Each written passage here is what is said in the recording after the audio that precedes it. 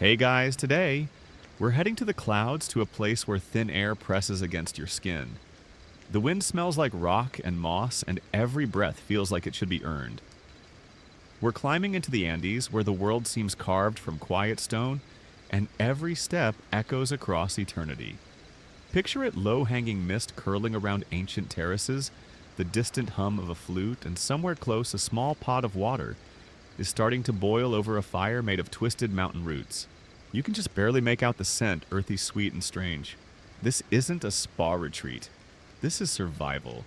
You're thousands of feet above sea level.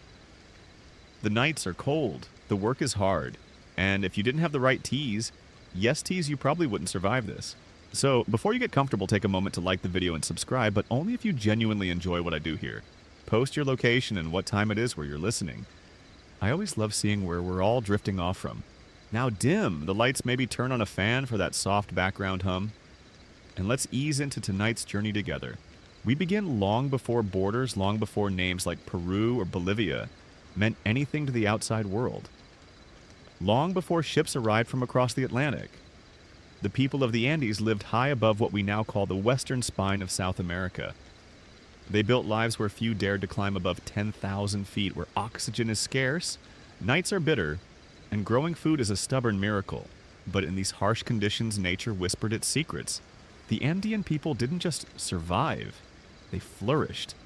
And a big part of that quiet brilliance, their knowledge of plants.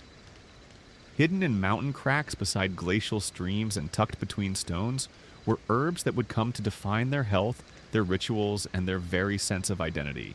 These were not teas in the way we might imagine today, packaged in tidy sachets steeped for taste. No, these were medicinal, spiritual, utterly necessary. You didn't drink chachacoma for pleasure. You drank it to breathe at high altitudes. You didn't sip munya because it was minty. You drank it when your stomach rebelled or the night turned too cold. The teas were tools. They were prayers. They were daily companions brewed with care over open flames shared between generations. And these traditions, they stretch far back into the haze of pre-Inca cultures. The Wari, the Nazca, the Tiwanaku. All of them knew something about the herbs that clung to life in these mountains.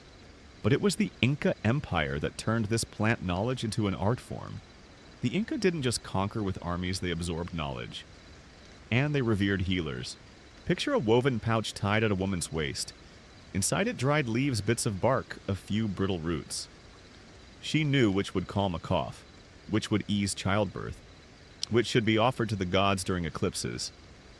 Her teas were stories, science, and ceremony rolled into one, and she was never far from her kettle. The boiling vessel, often clay, sometimes metal, was more than kitchenware. It was the hearth's heartbeat. At sunrise, she might steep coca leaves to ease a laborer into the day. At midday, a traveler might beg for a brew of wira wira to fend off a mountain fever. At dusk, munya might simmer for children with upset bellies. At night, under stars so bright they seemed like pinpricks in black silk. A mix of herbs might be offered to Pachamama, the Earth Mother, in gratitude. But don't romanticize it too much. This was also trial and error, hard-earned knowledge. Some herbs were dangerous. Some needed careful preparation. Some only worked when combined with others. You had to know when to pick them, how to dry them, what to mix them with. Getting it wrong could mean more than a bitter brew, it could mean illness or death. This deep respect for herbs was passed orally, no written pharmacopoeia, no index. Just memory ritual and storytelling. Imagine sitting at the knee of an elder while she crumbles dried leaves between her fingers, naming each one as its scent fills the room. And then, of course, came change. The Andes didn't stay isolated forever. The Spanish arrived in the 1500s hungry for gold, but also blind to the knowledge nestled in these hills. They saw pagan rituals. They feared coca. They distrusted the healers. And slowly a great forgetting began. But not yet. That's a story for another section. For now, you're still in that quiet Andean morning. The sun hasn't yet cleared the ridgeline. You're sitting on a stone bench outside a small hut with smoke curling from its thatched roof. The woman next to you pours something into a cracked clay cup. It smells unfamiliar, grassy, warm, slightly sour. You sip. It's not exactly delicious, but something in it feels steadying. The cold doesn't bite so sharply. Your breath comes easier. The mountain doesn't seem so unwelcoming. This is how it begins. One cup, one plant, one whisper from the past. And as the steam curls up toward the sky, so too does the story of the forgotten herbal teas of the Andes.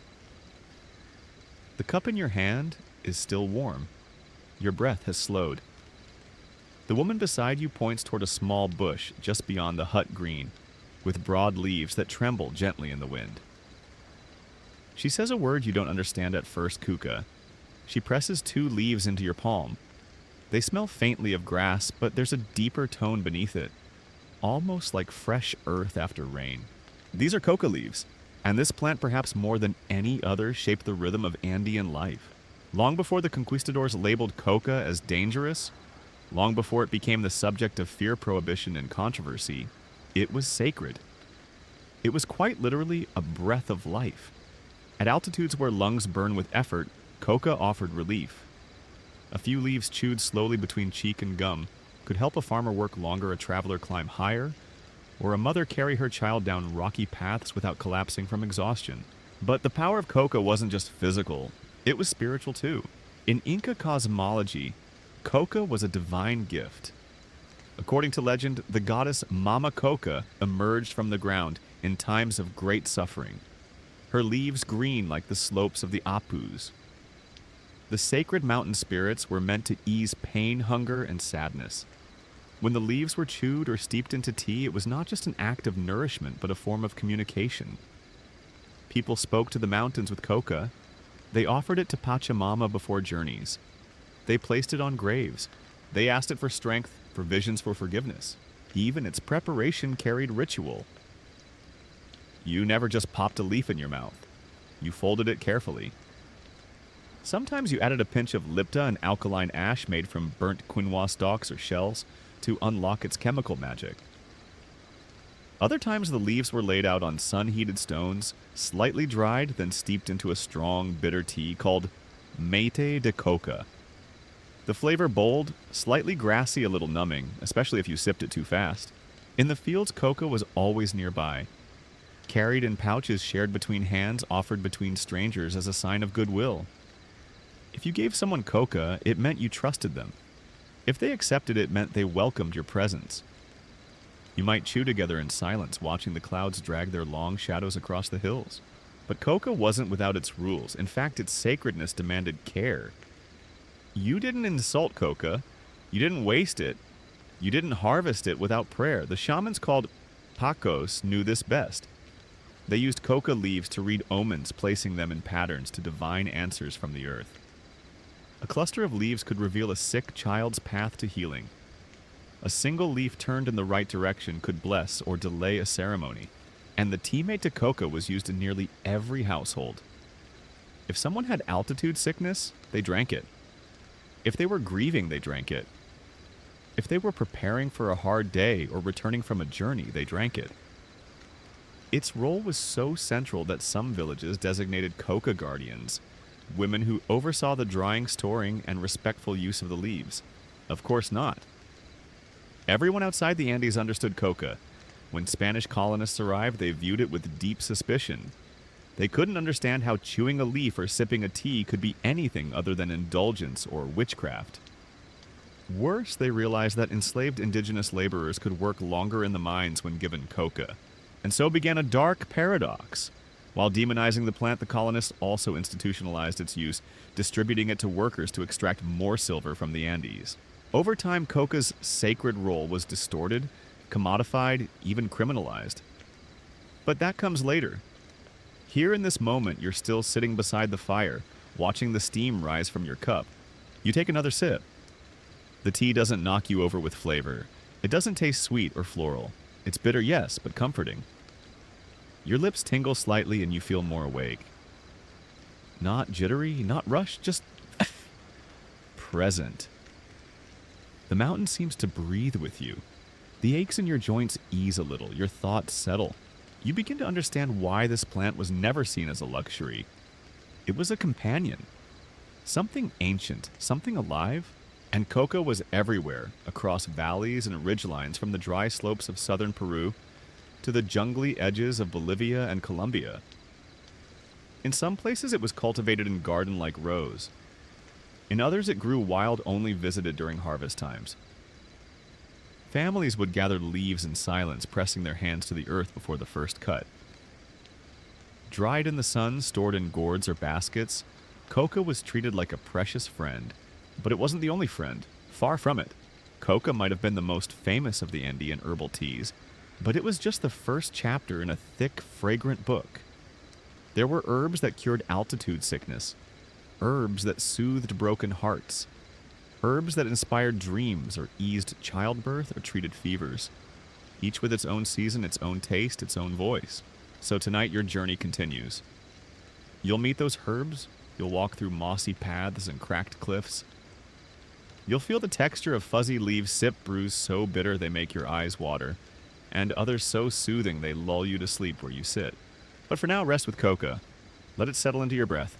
Outside the hut, the sun is rising. Llamas shift in the distance. A woman pours the last of the tea into a worn cup, wraps her shawl tighter, and smiles at you, not with words, but with a knowing look. You've taken your first sip of the Andes. There's more ahead. The wind picks up as you rise from the stone bench.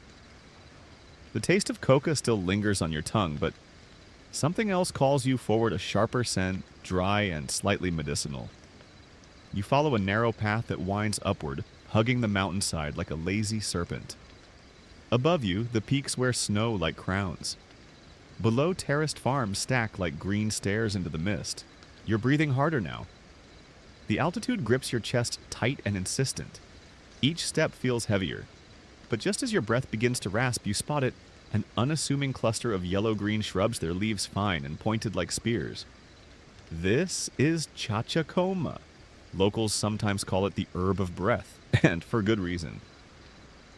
Chachacoma thrives at altitudes where even condors hesitate to glide. It's a wiry plant with bright yellow flowers growing defiantly in rocky soil where few others dare to take root. From a distance, it seems scrappy, almost forgettable. But in the Andes, appearances can be deceiving. This little shrub holds within its brittle branches the secret to climbing high and staying there. You crouch beside one. A woman kneels next to you, her skirt brushing the dust, and she begins to pick the leaves, gently humming an old melody. She tells you the song is for the mountain, so it won't be offended when the plant is disturbed. Respect always comes first here. The leaves are dried over low heat, never scorched, never rushed. Then they're steeped in boiling water, producing a tea the color of pale amber. You hold the cup in your hands. The steam curls up, carrying a sharp, almost pine-like aroma with a trace of citrus. One sip, and your sinuses open like doors flung wide. Your breath deepens. The tightness in your chest begins to ease. You don't even realize you're smiling. Chachacoma is not just medicinal, it's essential. For travelers, traders, herders, and anyone who dared cross the Andean heights, it was the difference between thriving and wheezing in pain. High-altitude sickness is no joke. It sneaks in slowly disguised as fatigue, and then hits like a hammer dizziness, nausea headaches, shortness of breath. In severe cases, it can even kill, but the people of the Andes knew this. For centuries, they had learned to listen to their bodies and to the land. When the chest tightened, when the lips turned blue, when the path became too steep, they reached for chachacoma. Sometimes chewed raw, but more often brewed as tea, it worked quickly, quietly, and thoroughly. Even Inca messengers Chasqui, who sprinted across empire-wide trails like human relay runners, carried dried chachacoma leaves tucked into their belts. It wasn't just fuel, it was protection. The knowledge of chachacoma didn't remain in the mountains. As the Inca Empire expanded, so too did the use of its herbal allies. Chachacoma traveled down from the peaks to lower villages. It was exchanged in markets, gifted between families, and taught to the young. If you had a grandmother in the Andes, chances are she had a bundle of chachacoma hanging upside down in her kitchen, waiting for the next cough or wheezy morning. But chachacoma wasn't only used for breathing. Healers found other gifts within its fibers. A strained voice. Steep chachacoma. A fever that wouldn't break. Mix it with wira wira and whisper a prayer. Its antimicrobial properties, unknown to science at the time but deeply felt by those who used it, made it a first line of defense during seasonal illnesses. And when mixed with coca or munya, its effects deepened, creating a blend that didn't just treat the body but fortified it. The taste takes getting used to. It's not sweet, not soft. There's a bite of dryness that pulls at your cheeks and a lingering aftertaste like green wood. But as you drink, you feel something else, a clarity, a groundedness. It's as if the mountain is pressing a warm palm to your chest and saying, "There, you're okay now." And then there's the ritual of it. Chachacoma tea isn't gulped. It's sipped slowly, often in silence. The act of preparing it is almost meditative, selecting the leaves, measuring the water, watching the color change. Each step is deliberate, a pause in the day, a reconnection to breath. You glance around and now you notice how many homes along the slope have their own patch of chachacoma. Not in gardens necessarily, but in cracks and corners in places where only something persistent could survive. The plant doesn't demand much, just altitude, sun, and respect. Even today in modern villages with plastic roofs and battery-powered radios, chachacoma holds its place. Though pharmacies may stock pills, the old remedies remain. And when a traveler arrives gasping from the climb, the first thing anyone offers is a hot cup of tea. Not a word, just the cup. And you drink. You sip in rhythm with your own breath, deeper now, steadier. The taste grows familiar, even pleasant in its sharpness. You feel clearer, stronger. And as you rise, the path no longer feels so steep. Above you, another bend in the trail. Another herb, perhaps. Another story steeping in the air. But for now, you walk on, your breath in your chest like a bellows filled with the high-altitude gift of chachacoma. The wind begins to soften as you follow the path across a ridge where stone outcrops cast long shadows and the sun plays hide-and-seek behind drifting clouds. You're still walking high above the valleys with the Andes stretching endlessly to the horizon. The smell of dry earth is slowly replaced by something cooler, sweeter, something minty. You're approaching a patch of tall, leafy plants swaying in the breeze like dancers. Their aroma reaches you before you get close, a clean, crisp scent that clears your thoughts and sharpens your senses. This is munya. If coca is the heartbeat of the Andes and chachacoma, its lungs, then munya is its stomach and soul. Known affectionately as Andean mint munya, is one of the most versatile herbal allies in these mountains. It grows easily on slopes and in fields, popping up like an old friend wherever it's needed. And it is very much needed. You lean in and crush a leaf between your fingers. The scent is sharp but familiar, like peppermint but woodier. It bites your nose a little, then leaves behind a strange comfort. The woman walking beside you laughs softly and hands you a cup, already warm, already steeped. She nods for you to drink. Munya tea isn't flashy. It doesn't burst with complex flavors, but it has a quiet strength that makes itself known with each sip. It starts cool and then turns warm, spreading through your chest and down into your belly. If you've ever felt queasy, dizzy, or bloated after a long journey or bad food, munya is the cure whispered by the grandmothers. It's more than just a digestive aid. Munya is an herb of balance. In a landscape where people eat what they grow, what they herd, or what they carry on their backs, digestion is more than a casual concern, it's a matter of survival. You can't afford to be slowed down by stomach pains when the nearest help might be half a day's walk away. That's why munya is a daily brew in many homes, but its uses stretch beyond the gut. The leaves contain natural antibacterial properties. The tea helps with colds, coughs, and congestion. The vapors are sometimes inhaled directly for relief from sinus pressure. When combined with eucalyptus or chamomile, munya becomes part of a powerful healing trio. And when dried and burned, it's used in ritual cleansings, its smoke believed to purify a home or clear bad energy. Imagine the ritual a healer or curandera waving a bundle of smoldering munya through the dark corners of a hut, her voice rising in soft song. The smoke curls around you like a gentle hand. It's not just the herbs, it's the intention, the tradition, the belief that every illness has both a physical and a spiritual root. Munya is also used for women's health. Midwives brew it to ease menstrual cramps or encourage labor. After childbirth, it's steeped. For the mother, helping her recover and regain strength. In some villages, young girls are taught how to identify munya before they even learn to cook. It becomes one of the first plants they're allowed to harvest on their own, a mark of trust, a rite of passage. And just like coca and chachacamamunya is never taken without thought. The people here don't pull leaves carelessly. They kneel first. They whisper thanks. They never strip a plant bare. Each harvest is measured respectful, a lesson in humility and harmony. As you walk farther along the ridge, the breeze brings more of that minty perfume, wrapping itself around you like a scarf. The path grows easier. Your stomach feels calm. Your mind feels clear. You remember that the Andes are not gentle. They're stunning, yes, vast and ancient and magnificent, but also sharp and sudden. Cold snaps can come without warning. The terrain can turn from soft moss to knife-edged stone in minutes. Survival here means being attuned to every signal, your bodies, the winds, the plants. And munya has always been a kind of antenna. Drink it, and you begin to listen more closely. You pass a small farming terrace where a family is bundling herbs under a shaded awning. You can smell the mix from several steps away, munya, of course, but also eucalyptus. Perhaps a touch of wild thyme. A child waves, then returns to stringing munya leaves onto a thin rope to dry in the sun. The grandmother is singing as she works, not for entertainment, but for memory. These songs hold recipes, proportions, warnings, blessings. Munya isn't just part of healing, it's part of identity. Later that night, you find yourself sitting with the same family. The air has turned colder. Stars are beginning to appear overhead, bright and close, as if dangling just above the peaks. The woman of the house hands you another cup this time, a blend of munya and chamomile with a sliver of honey.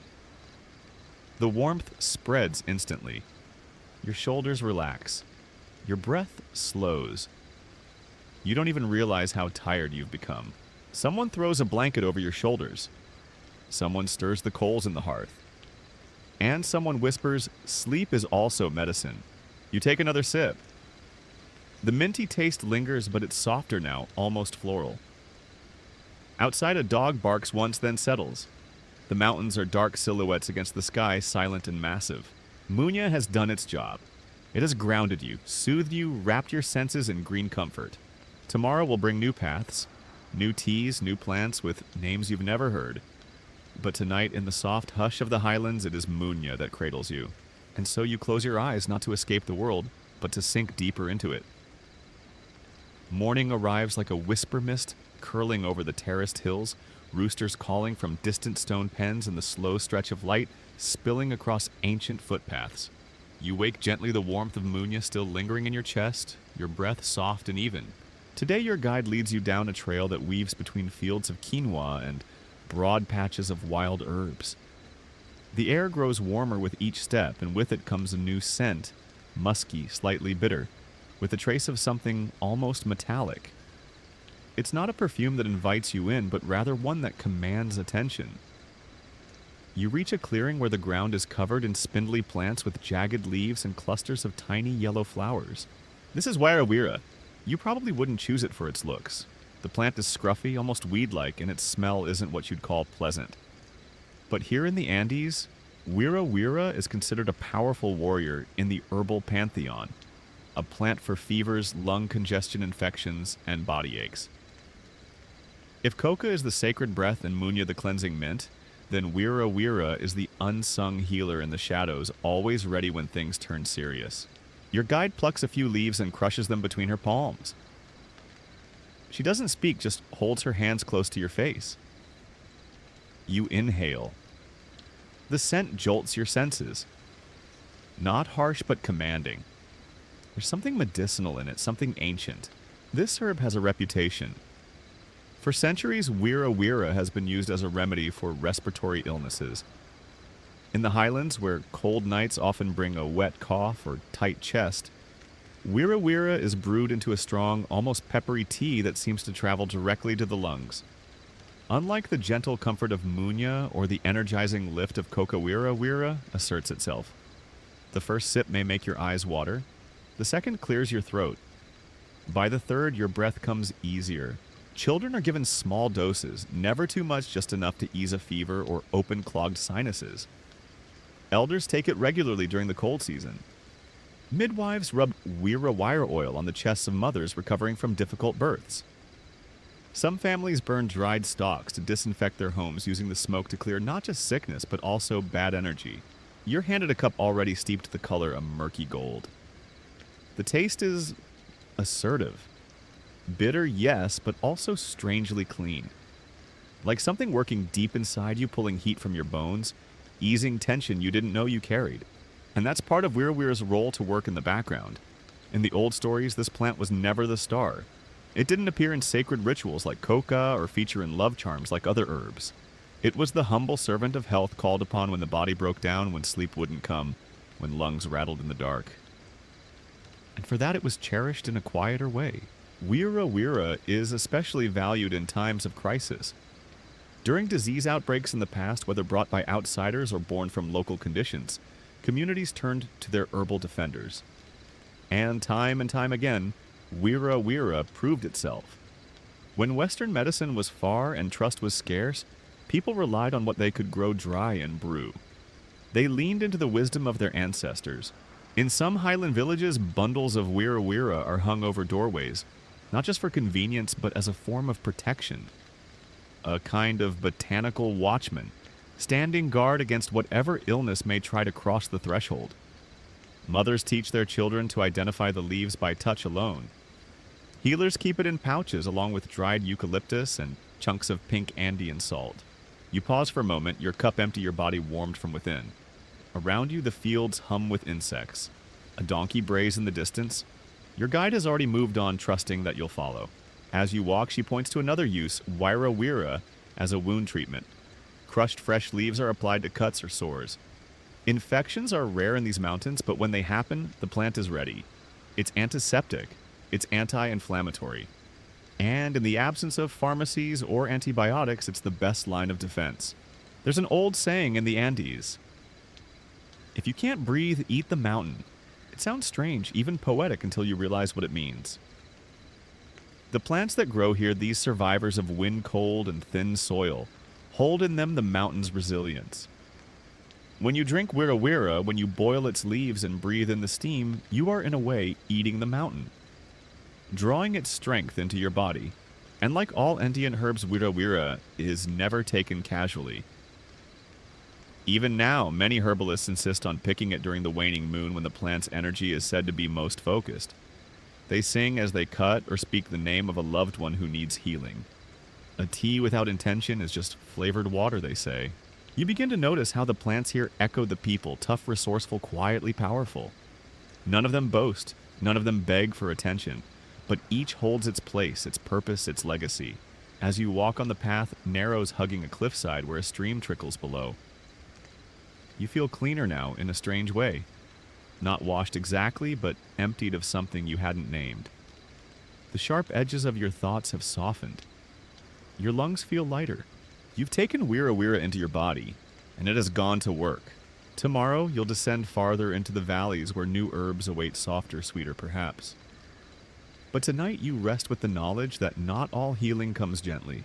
Some healing, like Wira-Wira, walks through fire and brings the cool breath of the mountain with it. You awaken in a low valley wrapped in soft warmth and silence. Gone are the steep rocky cliffs. Here the land opens wide, embracing you with gently rolling hills. Green fields and the distant murmur of a slow river. The air feels denser, sweeter, thick with the scent of earth after night rain. Your guide leads you along a dirt path where llamas graze lazily, their long necks rising like curious sentinels as you pass. The trail winds beside a small irrigation canal carved centuries ago, its banks now dotted with tiny white and lavender flowers that sway like sleepy eyes opening to the morning. She stoops and picks a cluster. This, she says softly, is Nuchu. At first glance, it seems delicate, slender stems, dainty blossoms, a softness in its presence that feels almost shy. But don't be fooled. Nuchu, also known as Salvia appositiflora, has long held a place of reverence in the Andes. More than just a medicinal herb, it is deeply spiritual, tightly woven into the sacred rites and forgotten offerings of a once sprawling empire. You hold a small bunch in your hands. The petals are so fine they almost crumble at your touch, but the scent is strong, sweet herbal with a whisper of something resinous. The aroma lingers on your fingertips. This isn't an everyday herb like munya or coca. Nuchu is rare reserved.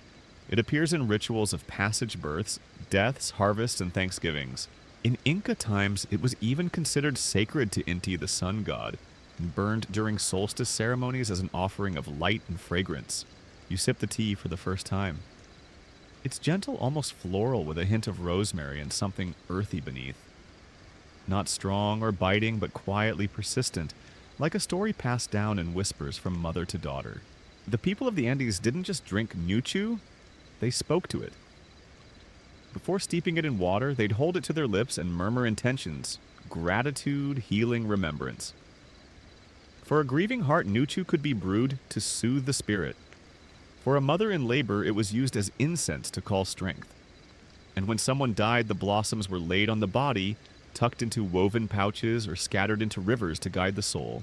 Here you begin to understand. Healing in the Andes is never just about the body. It is always physical, emotional, and spiritual, layered like the land itself. Nuku, though subtle, reaches deep into the unseen parts of us. As the path widens, you arrive at a small adobe hut with smoke curling from the chimney.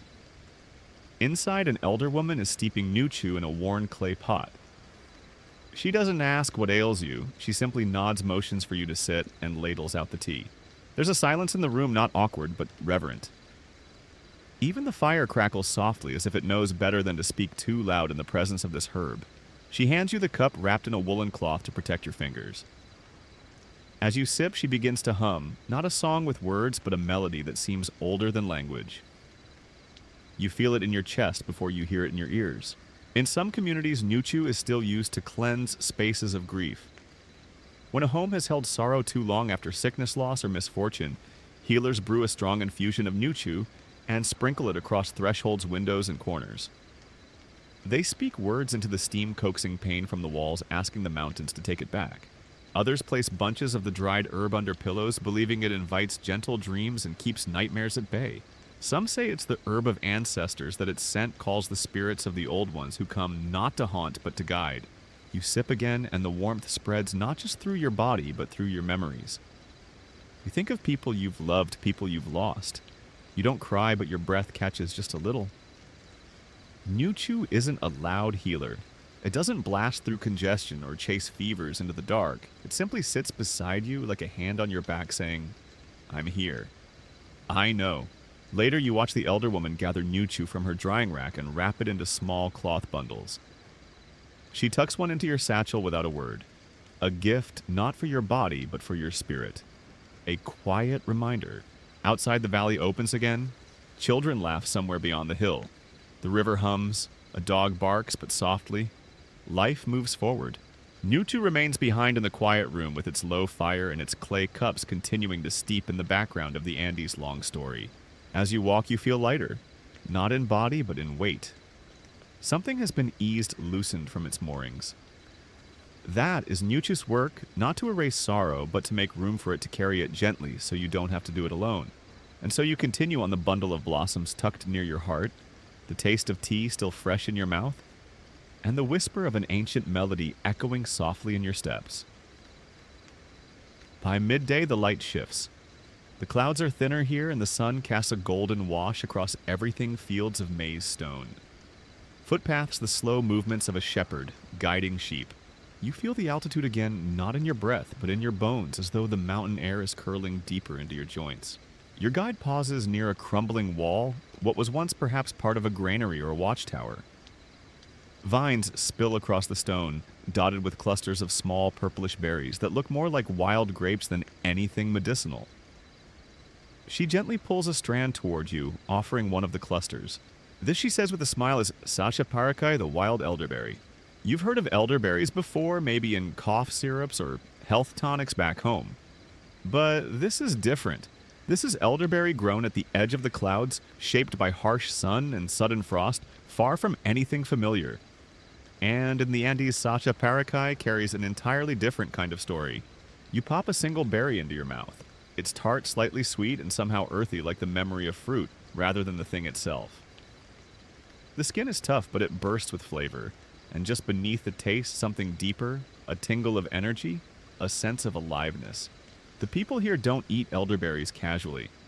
The raw ones, in fact, are sometimes avoided entirely. Instead, they brew them slowly with care, turning the berries into a dark, rich tea that's thick like syrup and nearly black in color. It's taken in small doses, always warm, often after nightfall. The tea is a shield, a preventative, a fortification. It's used when the seasons change, when dry turns to wet, when the cold descends. It's a tonic against the flu, against coughs that linger, against fevers that don't quite break. But more than that, elderberry tea is believed to carry protective energy, a kind of invisible armor drawn from the wildness of the plant itself. You sip the brewed tea and immediately you sense its density. It doesn't slide down like water, it moves slowly or richly like it's feeding something inside you. Not just easing symptoms, but preparing your body for what's ahead. Elderberry in these mountains is not about instant relief, it's about long-term resilience. The name Sacha Parakai roughly translates to wild feather or feather of the wilderness. It's a poetic name, but not random. The plant is thought to carry the softness of the bird and the strength of flight, delicate in appearance but capable of great distances, great heights. You sit with an elder healer under a woven canopy, watching her stir a pot of elderberry tea. She adds other herbs, munya, a sliver of cinnamon bark, and a few orange peels left to dry in the sun. The mix is aromatic heady. She explains that each addition changes the intention of the brew. With cinnamon, it becomes a warming elixir. With citrus, it draws out toxins. With eucalyptus, it moves deeper into the lungs. She doesn't speak much, just gestures. You sense that words aren't the important part here. She teaches with her hands, her patience, her rhythm. The fire is low, the pot slow to boil. Healing in her world takes time. She tells you that in times of great sickness, pandemics, plagues, or simply when the winds feel wrong, Sacha Parakai is steeped by the gallon and shared among neighbors. A collective medicine, a community ritual. Everyone drinks. Everyone protects everyone. Some even use the branches of the plant in household rituals, laying them over doorways or placing twigs under beds to catch bad dreams. When boiled with other herbs, the berries are turned into syrups and pastes rubbed on the chest, or mixed with honey for children with tight lungs. You learn quickly that in the Andes, herbs are never alone. They are blended, braided, balanced. Elderberry is rarely consumed by itself. It joins a chorus. It listens and supports. It doesn't dominate. And in that way, it reflects the people who grow it. Community first. Resilient, patient, with a memory that stretches back generations. As you rise to leave the healer hands you a tightly sealed gourd. Inside is elderberry syrup, thick and sweet. Only a spoonful, she says, her voice gravelly with years. At night, for strength, you carry it carefully, knowing what it represents, not just wellness, but centuries of knowing. A lineage of healers, a web of care spun long before doctors in white coats and pharmacies with neon signs. As you descend farther into the valley, you pass more vines, more hidden elderberry bushes clinging to old terraces. The berries are dark and shining almost like obsidian. You see children collecting them into woven baskets, laughing, arguing over which are ready and which are not. An older boy shows the smallest one how to tell if a cluster is truly ripe, if the stems bend just right, if the fruit darkens all the way through. The knowledge is passed not in lectures, but in gestures, in shadows and sunbeams, in sips and stories. That night, as you settle under thick blankets in a lowland home, you take the healer's advice. Just one spoonful. The syrup clings to the sides of the spoon, slow and dark. You let it rest on your tongue a moment longer than needed. It tastes like forest, like shadow, like the quiet strength of something that's seen many winters and lived through them all. You sleep deeply, wrapped in the quiet certainty that your body is being fortified quietly from the inside out. The next morning greets you with birdsong, the gentle kind, the kind that sounds like morning stretching its arms and exhaling into the trees. You rise slowly, your body warm, your breath easy. The elderberry has done its work. Today, your journey takes you further down into a part of the valley cradled by soft hills and golden light. The earth here is redder, more fragrant, and the air hums with bees. You walk past fields alive with color yellows, purples, greens, all blurred slightly by the morning mist. And then you smell it. Something sweet and sharp, all at once, like citrus and mint, had a child and raised it in a mountain breeze. Your guide gestures toward a row of waist-high shrubs with bright green leaves and tiny white blossoms. She plucks one leaf, rubs it between her fingers, and lifts it toward your nose. This is cedron. You may know it by another name, lemon verbena. But here in the Andes, cedron is more than a tea-time pleasantry. It is clarity. It is calm. It is balance. It is the answer to a racing mind, an upset stomach, a restless night, or a bruised heart. Your guide offers you a cup fresh leaves steeped just minutes before their oil still dancing in the steam. You lift the clay vessel, and the scent alone feels like an exhale you didn't know you were holding. The first sip is soft, floral, bright. Lemon, yes, but not acidic. More like sunlight filtered through clean linen. In Andean homes, cedron is a go-to and everyday balm. It's the first tea offered to a visitor, the last taken before bed. Mothers use it to soothe children's stomach aches, grandfathers drink it for their nerves, and lovers share it during long conversations in the fading light. But cedron isn't just a household comfort. It's a plant of emotional wisdom. Known for calming the heart and clearing the head, it's often used in rituals of decision-making. Before important choices, planting travel marriage elders drink cedron in silence. Not to find answers, but to make space for them. You walk with your guide through rows of the plant, brushing your hands gently along the tops. The aroma lingers on your skin, refreshing without overwhelming. This herb doesn't demand attention, it invites it. It whispers, "Be still." At a shaded clearing, a young woman kneels beside a clay oven, stirring a pot of tea over glowing embers. She smiles and pours you another cup this time, adding a sliver of orange peel and a dash of dried corn silk. "For the nerves," she says, "and for joy." Joy. That's the word that comes back to you as you sit there, steam rising between you and the morning light. Cedron carries joy, not the loud kind, but the quiet one.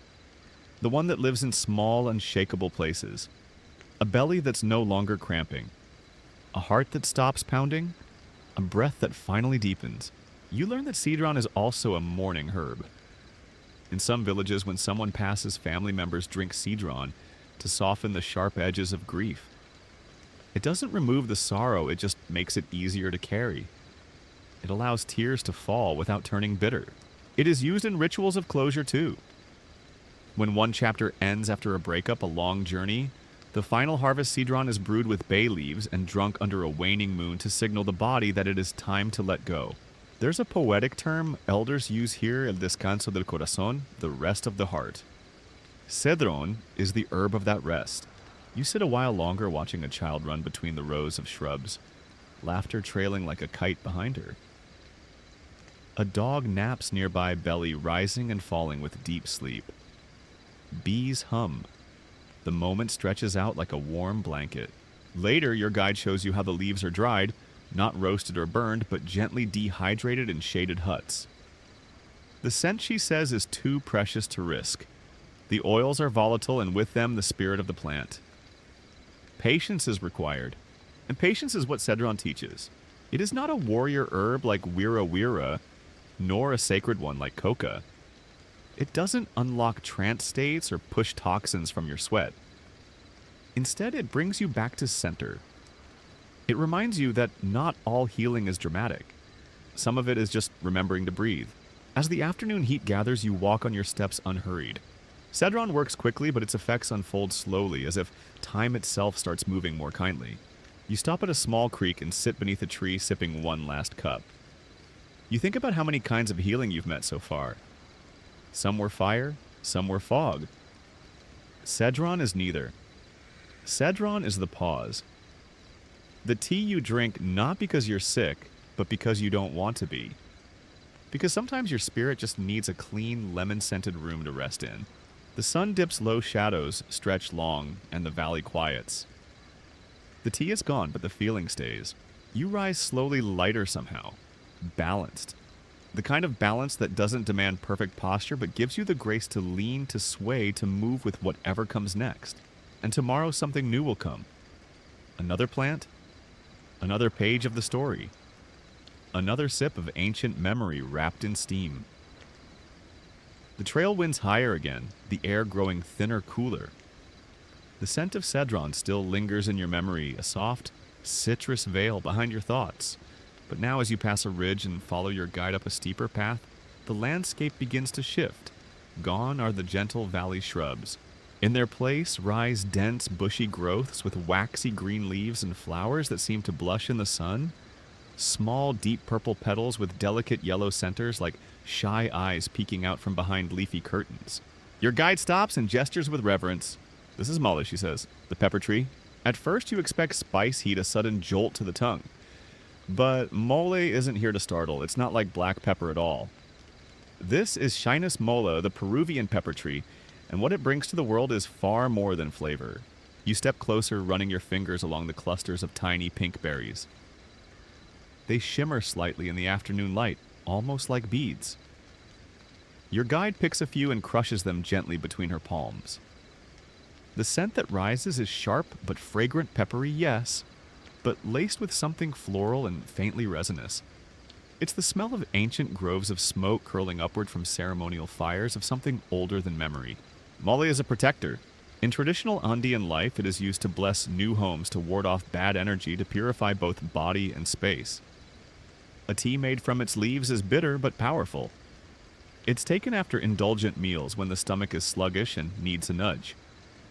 But more than that, it's used when someone feels spiritually heavy, when they've seen or heard too much, when dreams become troubling, when moods linger like clouds refusing to pass. You sip a cup prepared for you leaves, steeped with mulberries and a touch of honey. It's intense. The bitterness is the first thing you taste, then the soft pepper warmth, and finally the lingering sweetness. It clears the mouth, then the head. You feel your chest expand a little wider. Your focus sharpens not the hard edge of caffeine, but the clean lens of clarity. In the past, mole groves were seen as sacred thresholds. People planted them at the edges of villages or temples, believing they marked the line between safe space and wild space. To pass beneath the branches was to cross into intention, to leave behind distraction, worry, and the mundane. In some places, the berries are fermented into a kind of drink, not alcoholic, but gently effervescent, used during rituals of cleansing and realignment. Shamans would drink mole tea before divination, not to see more, but to see with cleaner vision. Mole is also deeply intertwined with justice. Your guide tells you a story passed down by her grandfather in times when wrongdoing disturbed a village, stealing betrayal. Dishonor, a ceremony would be held under the mall trees. The accused and accuser would both drink the tea, face each other, and speak their truths aloud.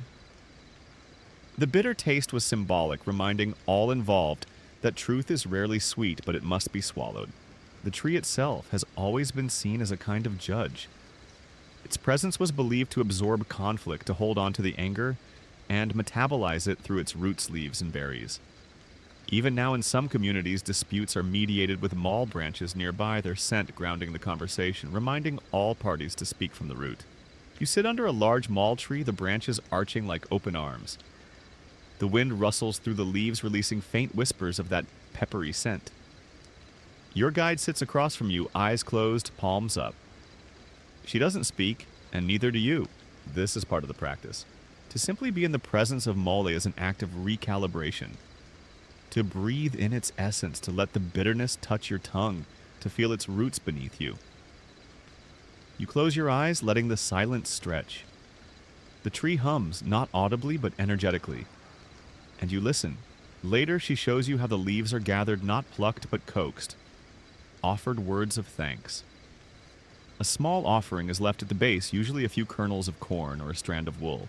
Mole, you see, is not harvested. It is invited. You walk on the path, narrowing again. The terrain grows rockier, more angular, but you feel lighter, not just in body, but in judgment. Your thoughts are less tangled, your feelings less sharp. As if the mole didn't just clean your system, but also rinsed your emotions, leaving the ones you truly need.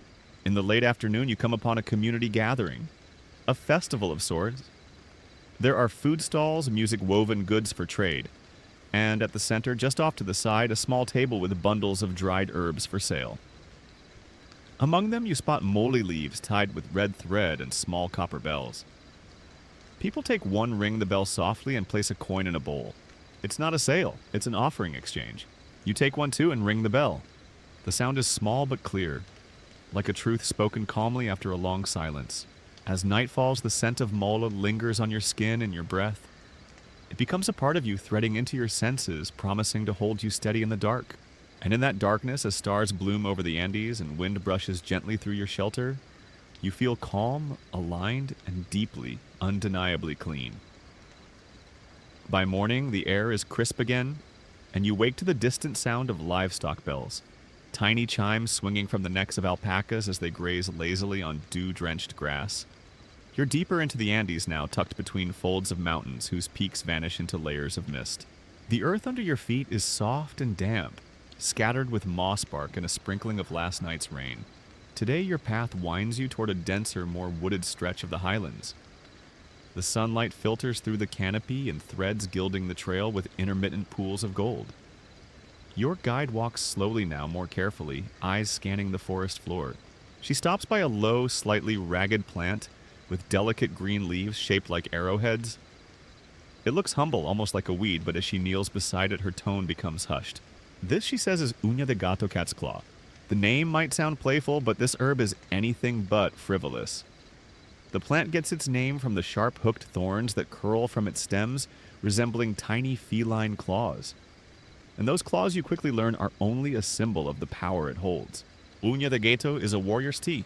For centuries it has been known throughout the Andes and the Amazon as a fierce protector of the body, an immune fortifier, a deep healer. Not something you sip lightly before bed, but something you brew when the stakes are high. When the illness is deep, the pain chronic, the inflammation unyielding. Your guide offers you a piece of dried bark, and you roll it between your fingers.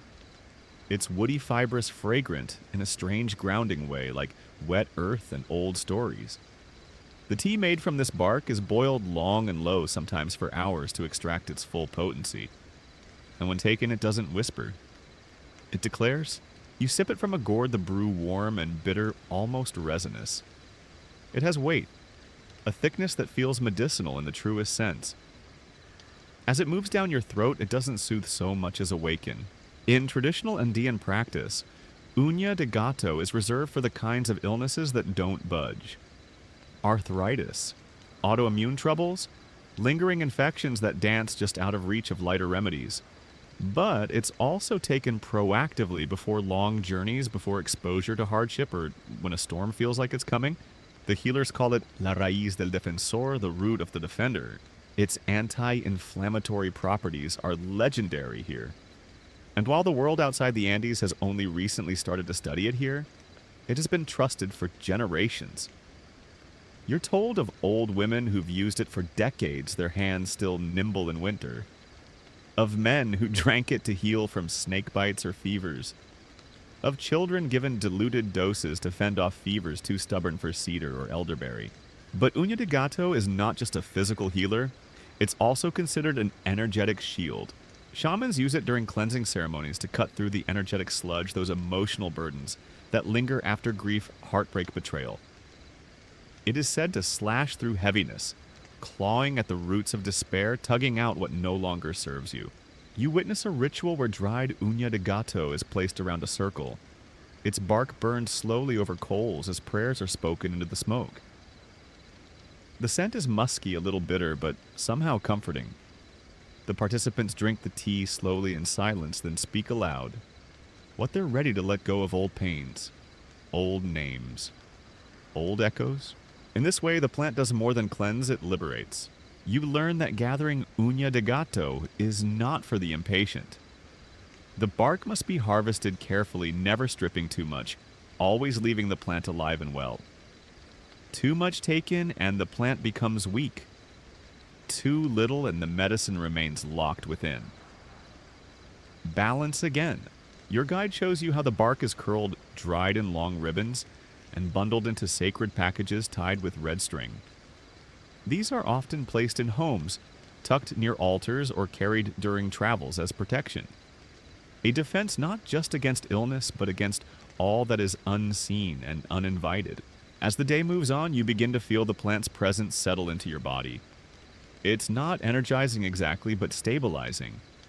Your breath deepens. Your limbs feel less brittle.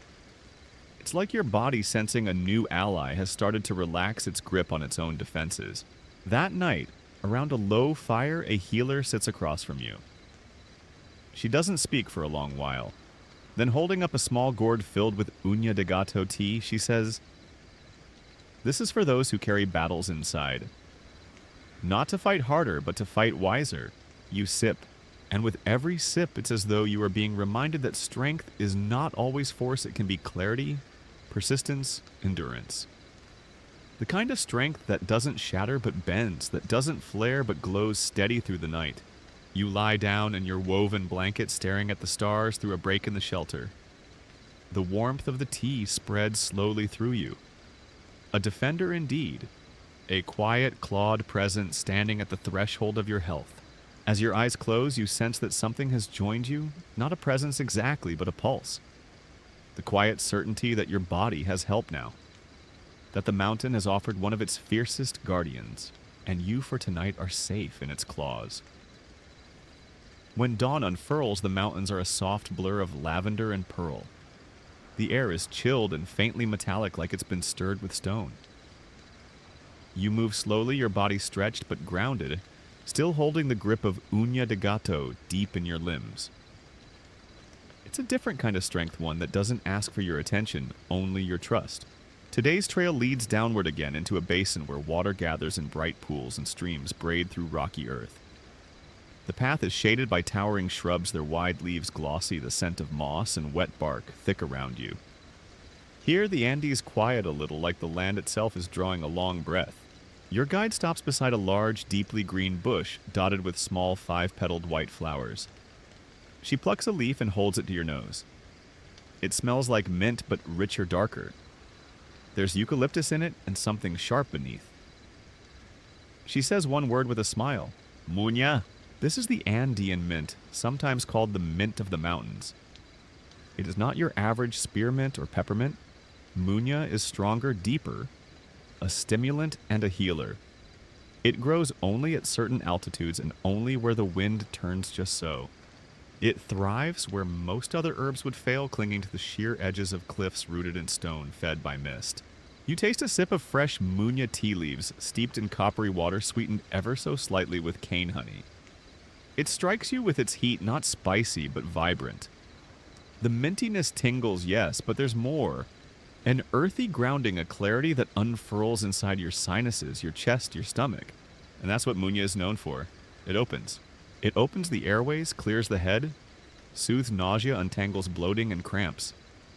It is the go-to tea when someone has eaten poorly, when the altitude is too high, or when the lungs feel tight and breath comes shallow.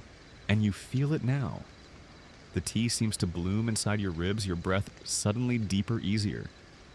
Your stomach unsettled by the day's travel steadies. The warmth moves through you like a lantern lighting window after window. Your guide tells you stories of muña being brewed during festivals steeped in massive earthen pots beside roasted corn and guinea pig. The scent rises like a signal comfort is near. But muña has deeper roots than just digestion. It's also used for emotional resilience. In the older Quechua traditions, it's given to women after childbirth, not just for physical healing, but for grounding. After such a liminal passage, muña is said to bring the spirit fully back into the body. It warms the blood anchors, the breath helps restore clarity. She tells you of how in times of grief, muña is burned beside cedarwood, and Palo Santo used to awaken the spirit from despair. Not to numb the sadness, but to gently stir the soul from stillness, to remind the body to live again. As you walk through the basin, you notice muña growing wild along the rocky trail. You pluck a sprig and crush it between your fingers. The scent is a pocket of electricity, bright and bracing. You press the leaves to your temples and feel the dullness of altitude fade. It's like a bell rung softly in the fog. Softly. Children here are taught to recognize muña early. At the first sign of cough or bellyache, it's Munya tea, warm cloth on the chest, and early rest. Oh, elders take it every evening as a preventative. It's a kind of insurance against the unpredictability of mountain life. In high-altitude rituals, especially those above 12,000 feet, munya is often carried in pockets. It wards off soroche, the sickness of the sky. If someone faints or grows dizzy, a crushed bunch is waved beneath their nose, its aroma snapping the mind back into the moment like a mountain wind through a tight room. You rest at a small stone bench carved long ago. Your guide pours you another cup, this one blended with coca leaves and a few wild rose petals. It smells like courage. You drink slowly, eyes scanning the wide stretch of sky, the line of distant peaks like resting giants. The blend hums through you, coca's gentle lift and munya's bright anchor, dancing like the wings of a hawk overhead. Later, you visit a tiny house perched at the edge of the basin. A healer lives there, wrinkled and smiling fingers stained from years of tending earth. She invites you to sit, pours you a third cup. This time she adds a sliver of ginger and a single drop of eucalyptus oil. For winter lungs, she says. For dreams that cling too tightly. You ask if she drinks it often. She nods. Every day, she replies. To remember who I am. Munya. It seems is not just for the body. It is for memory. Body memory, ancestral memory, the kind of knowing that can't be spoken. Only felt when the breath comes easily and the mind is clear enough to listen. As evening deepens, a chill creeps back into the valley. You pull your blanket close and feel the warmth of munya still lingering in your chest. It doesn't race or crash, it holds steady. Like a fire banked. Like your breath finally fully returning to its rightful place. That night the stars hang sharp above you, and your dreams are clear without tangle or noise. You feel held by the mountain, your body soothed, your spirit alert. No clutter, no heaviness. Just breath. Just you. And the munya still blooming somewhere nearby, a whisper of mint on the wind. By the 12th morning, you have stopped keeping track of time. The mountains have pulled you into their rhythm, a cycle of light, shadow, scent, and silence. The clock that once ruled your waking hours now sleeps forgotten in the folds of your pack. Instead, you move by the feel of the sun on your skin, the wind's song in your ears, the whispers of plants that seem to know when you need them.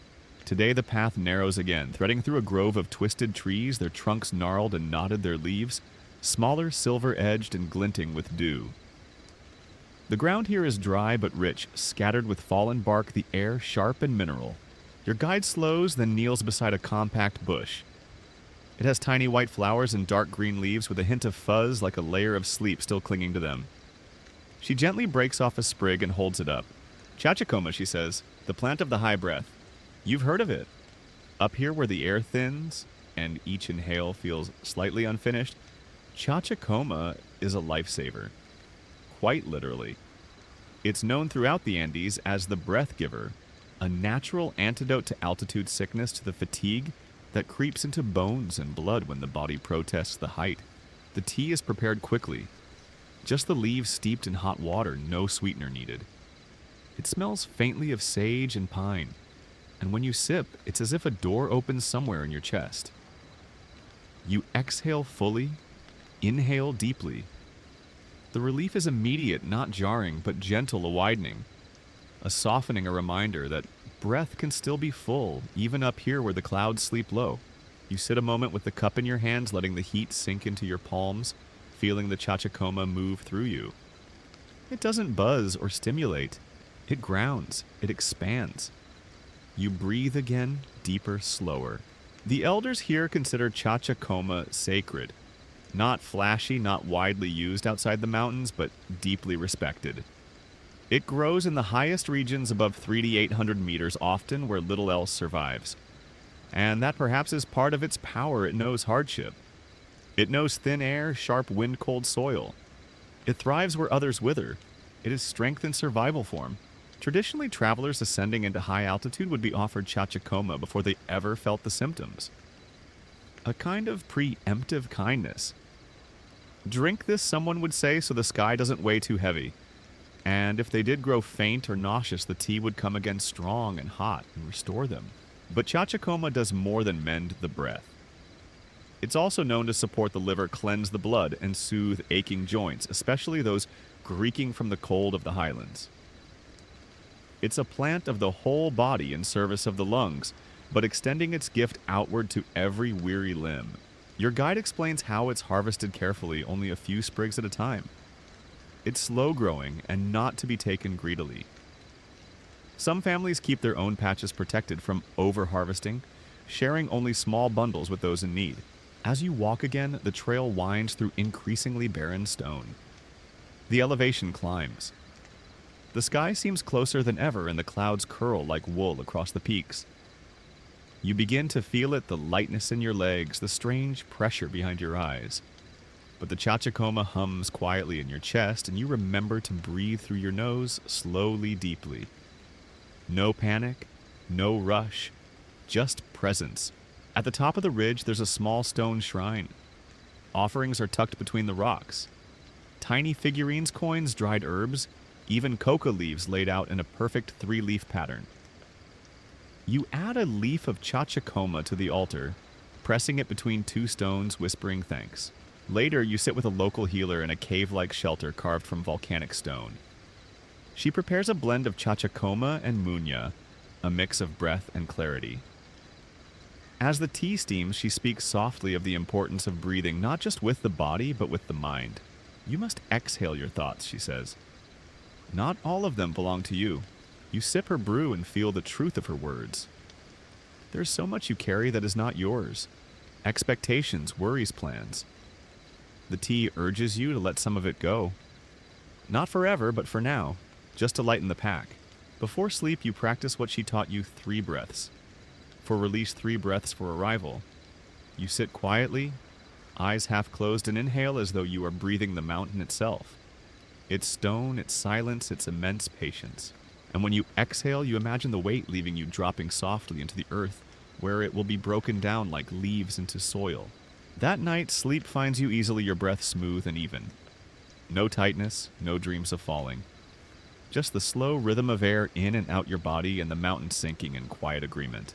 You are learning that breath is not something you control. It's something you receive. And tonight, thanks to Chachacoma, you receive it fully. By now, each morning feels like a gentle return to a deeper version of yourself.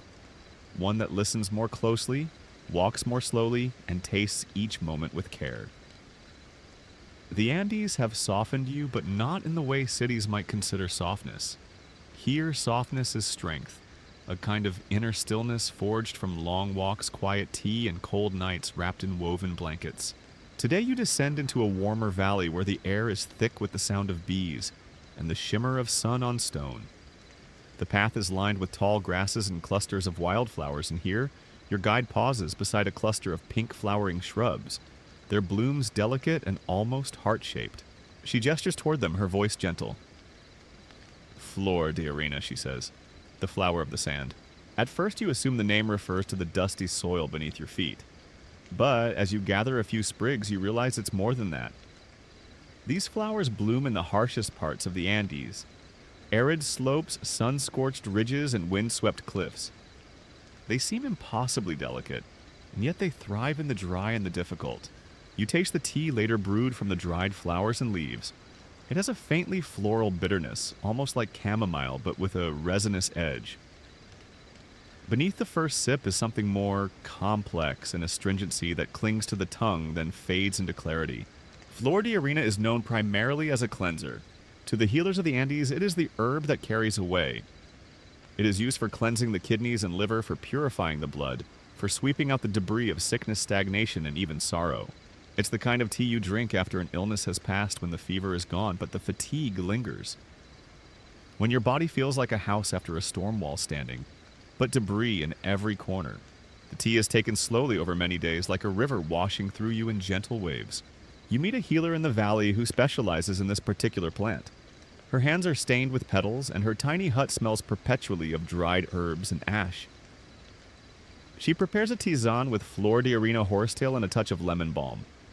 The blend is cloudy and pale gold, and she instructs you to drink it silently. Let the tea carry what you don't need, she says. Not all healing is adding. Some is subtraction. You sip. And for the first time in a while, you realize just how much residue remains in your own system. Not just physical, the dust of travel, the aches of long walks, but mental as well. The questions that hover, the thoughts you haven't had the space to unpack. Flor de Arena works quietly. There's no buzz, no rush. But halfway through the cup, you feel your belly soften. The tension behind your eyes loosens.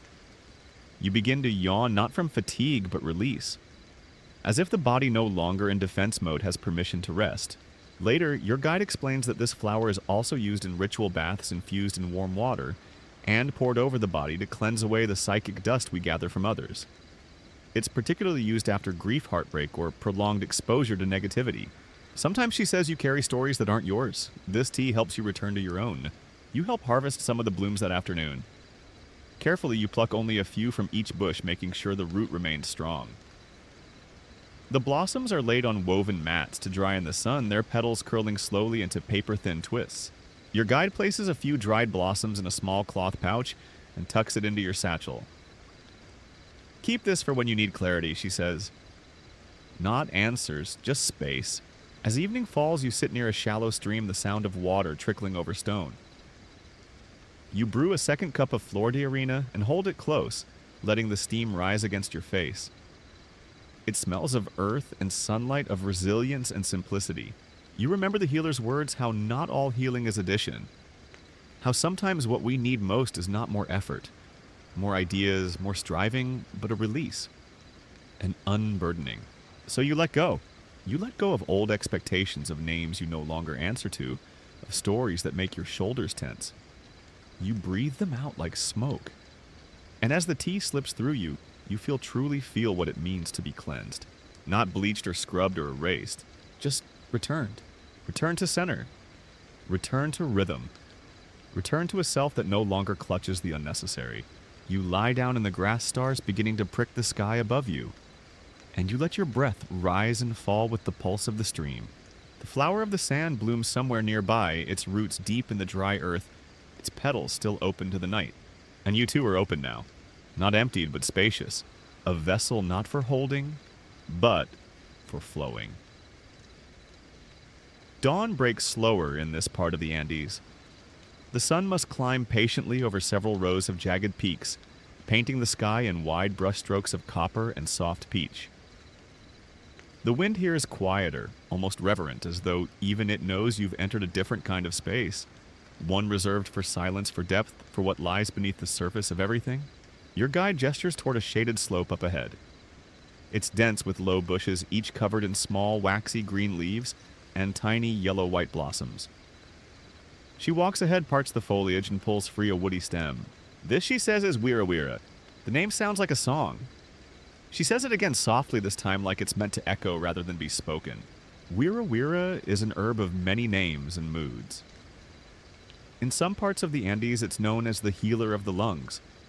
In others, it's remembered simply as the protector. It grows at high altitudes in dry, wind-blasted places, and despite its delicate flowers, it carries a scent that is unmistakably medicinal. Resinous, slightly bitter, and unmistakably alive. The tea brewed from its leaves is pale gold, almost clear, and has a sharp taste, somewhere between eucalyptus and bitter sage. But don't let the bitterness fool you. This is a tea of fierce kindness. Wira Wira is most famous for its power to mend. It's used for colds, coughs, sore throats, fevers, and chest infections. When the lungs feel heavy, when the sinuses ache, when the body curls inward with congestion, this is the tea the Andes offer. You sit with a cup now, steam rising gently into the cool morning air. One sip, and you feel the herbal fire make its way down your throat, tracing a path into your lungs. Not aggressively, but insistently. It's as if the tea reminds your body what wellness feels like, not in flashes, but in deep rhythmic waves. Wira Wira is more than physical relief. In Andean spiritual medicine, it is also a purifier of the emotional body. Healers use it in energetic cleansings when someone has carried too much grief for too long. It's placed on the chest during ceremonies, steeped and sprinkled in ritual baths, and even burned gently to produce a cleansing smoke. It opens the heart, your guide says, not with softness, with truth. You drink again, this time slower, and as the tea settles into you, you sense what she means. Wira Wira doesn't lull. It doesn't distract. It brings things to the surface, the unsaid, the unprocessed, the unresolved. It clears the air inside you so that what's hiding in the dark has room to breathe. Later that day, you visit a small adobe house nestled between two hills. An elder woman lives there, her hands permanently scented with herbs, her walls lined with dried bundles hanging from the beams. She invites you inside without words and begins preparing a remedy. She crushes Wira Wira with a mortar stone, mixes it with a pinch of salt, and wraps the mash in warm cloth.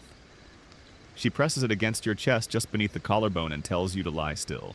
You're carrying something that's not yours, she says. Let the plant take it. You don't ask what she means. You simply lie there, the weight of the poultice, warm and fragrant against your skin, and allow your breath to lengthen. Minutes pass. The weight on your chest shifts, not just the physical bundle, but something deeper.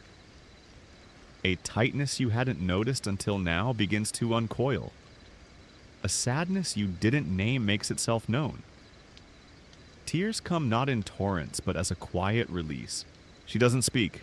She just brews a second cup of tea and places it beside you. The Andes teach healing not as escape, but as encounter. Wira Wira embodies that fully. It meets what ails you directly without flinching, and guides it out like a seasoned traveler leading the lost back home. As the sky begins to dim, your guide tells you that Wira Wira is never over-harvested. It's taken with permission, always with gratitude. You don't take from a protector, she says. You ask for its help. You remember the scent of the crushed leaves, the heat of the cloth against your skin, the way your chest had ached before it softened. You feel a quiet reverence rising in you. You collect a few sprigs, leaving an offering of coca leaves beneath the bush. A gesture not of payment, but of acknowledgement. You've asked for help, and the plant has answered. That night, you drink one final cup of Wira Wira beside the fire. The stars are fierce above you, cold and brilliant. You sit wrapped in your blanket chest, warm throat soothed, and feel the silence around you settle like dust after wind. You no longer resist the quiet. You welcome it. You no longer fear the stillness. You trust it. The protector herb has done its work not by masking your wounds, but by giving them the space to breathe, to mend, to be witnessed. And that is healing of the deepest kind. The final stretch of your journey bends downward, following the ancient veins of the mountain into green valleys brushed by mist. Morning breaks slowly filtered through dense clouds and thick foliage. The scent in the air has changed earthier, wetter, almost tropical. You feel the altitude loosening its grip, and with it a kind of release, like your limbs remembering how to move freely again. Here the landscape shifts once more into something lush, tangled, and deeply alive. Trees grow broader, ferns fan out like umbrellas, and vines thread between branches with the confidence of old stories. Your guide steps carefully through the undergrowth and stops beside a tall shrub with pale yellow flowers and broad, dusty green leaves. She says its name almost in a whisper, Cedron. This is your final tea. Cedron, known in many parts of the world as lemon verbena, thrives in this lower elevation where warmth lingers and moisture clings to everything. It's beloved across the Andes not only for its calming properties, but for its unmistakable scent. Sharp citrus with a floral backnote that makes you think of warm afternoons and quiet kitchens. You inhale deeply. The leaves release a fragrance that wraps around your senses like a soft shawl. It's gentle but not weak. Familiar but not plain. A tea for the end of things. A tea for memory.